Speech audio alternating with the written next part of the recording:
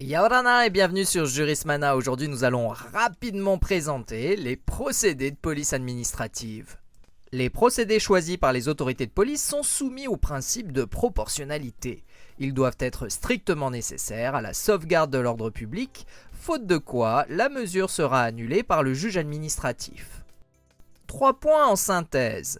Le retrait d'une décision de police est toujours possible, l'administration ne peut déléguer son pouvoir de police, et on ne fixe pas les moyens à employer pour atteindre le but prescrit par une mesure de police. Regardons tout cela plus précisément. Le retrait d'une décision de police est toujours possible car elle ne crée jamais de droit acquis. On ne peut en effet prétendre avoir de droit acquis à l'encontre de l'intérêt général.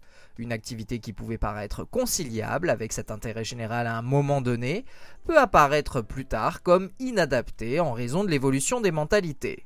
Deuxième point, on ne peut jamais recourir au contrat pour assurer une réglementation de police. En effet, elle ne peut faire l'objet que de dispositions unilatérales. Par ailleurs, l'administration ne peut jamais abandonner son pouvoir réglementaire de police sous prétexte qu'elle a signé un contrat. On ne peut pas abandonner sa compétence de police à un tiers, toute convention ayant un tel objet est illégale. Cependant, il y a parfois de légères exceptions pour des polices spéciales, comme pour la décision du Conseil d'État du 10 octobre 2011, ministre de l'Agriculture contre Jaunet, où la délégation à une société privée de la lutte contre les épizooties dans les fermes privées a été reconnue comme licite.